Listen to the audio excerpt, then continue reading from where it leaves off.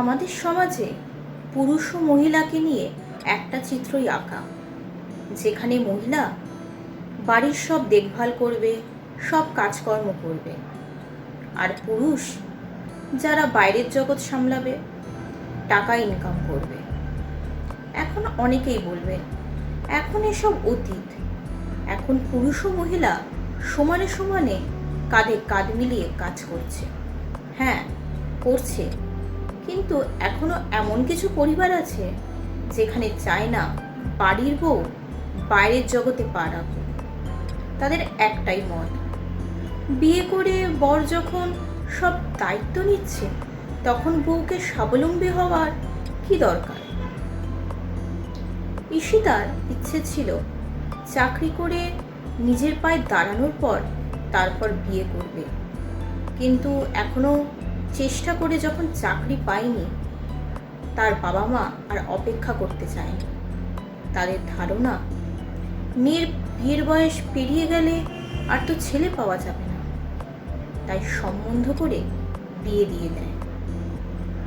কেমন একটা শুনতে লাগছে, তাই না? দিয়ে দেওয়া, যেন মনে হচ্ছে একজনের বোঝা আরেকজনের উপর চাপিয়ে দেওয়া হচ্ছে। এখন অনেকেই বলবেন মেয়ে হোক বা ছেলে, সবাই সমান, কিন্তু একটা মেয়ে যদি চাকরি করে সংসারে কিছু দিতে পারে তাহলে ঠিক আছে, কিন্তু হাজার চেষ্টা করার পর যদি চাকরি না পেয়ে বাড়িতে বসে থাকে, তখন তো গলায় কাটার মতো বিঁধে থাকবে। ঈশিতা বিয়ের আগে রনিতের সাথে ভালোভাবেই মেলামেশা করেছিল। রনিতের সাথে মিশে এটা জেনেছিল যে রনিত স্বাধীন চেতা মানুষ। ঈশিতা যদি চাকরি করে রনিতের কোনো অসুবিধা নেই, কিন্তু অসুবিধা হতে পারে তার বাবা মাকে নিয়ে।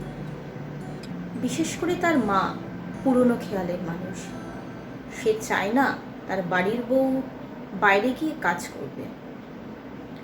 রনিত এটাই আশ্বাস দিয়েছিল যে সে যদি চাকরি পায় তাহলে সব কিছু ম্যানেজ হয়ে যাবে, কথায় ভরসা পেয়েছিল।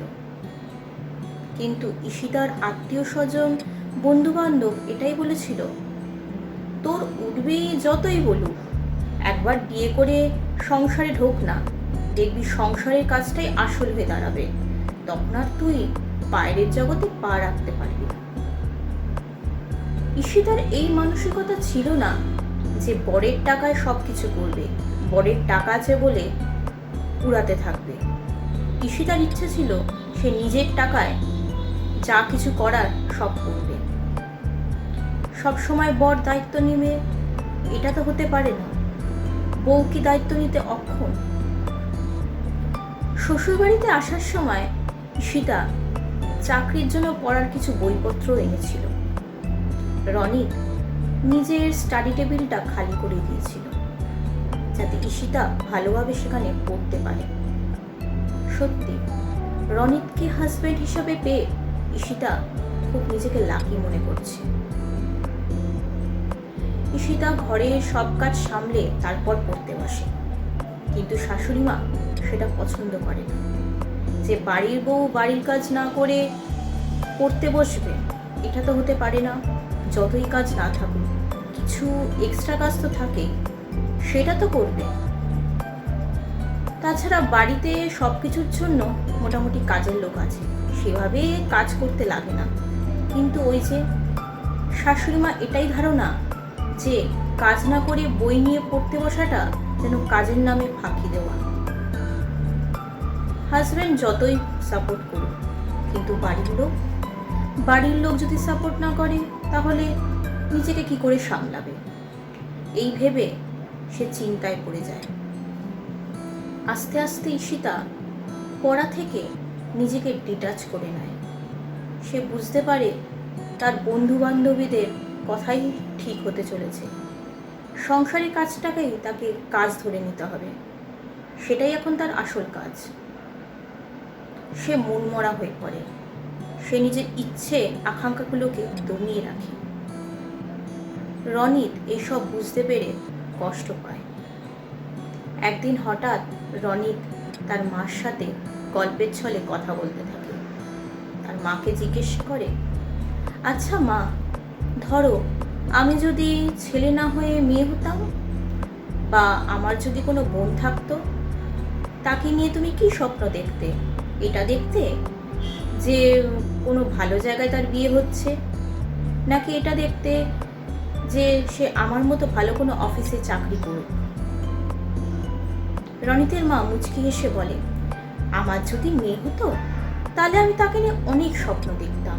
চাইতাম সে অনেক পড়াশোনা করুক, নিজের পায়ে দাঁড়াক, আর চাইতাম এমন একটা জায়গায় বিয়ে হোক যাতে তাকে সবাই সম্মান করে।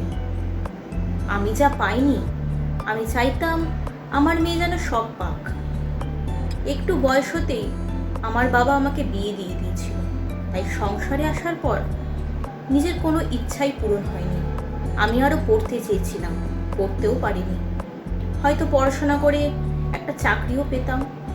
আমি চাই যদি আমার মেয়ে হতো তাহলে আমি তাকে অনেক পড়তে দিতাম, তাকে চাকরি করতে দিতাম। চাইতাম আমার মেয়ে নিজের পায়ে দাঁড়াক। রনিত তখন কথা টেনে বলে, আচ্ছা মা, তুমি কি ঈশিতাকে নিজের মেয়ে ভাবতে পারো না? সেও তো অনেক স্বপ্ন আশা নিয়ে এসছে। তুমি কি চাও সে তোমার মতো সংসার ঠেলুক, নিজের স্বপ্ন পূরণ না করুক? তুমি কি একটু সহযোগিতার হাত বাড়িয়ে দিতে পারো না? এইসব কথা শোনার পর রনিতের মায়ের চোখে জল চলে আসে। আসলে রনিতের মায়ের কোনো দোষ না, দোষটা হচ্ছে আমাদের এই সমাজ আর পরিস্থিতির। সমাজ আর পরিস্থিতি ভাবতে শেখায় এই মানসিকতা, শেখায় যেখানে আমি পারিনি করতে, সেখানে পরের প্রজন্ম এসে কেন তা পারবে।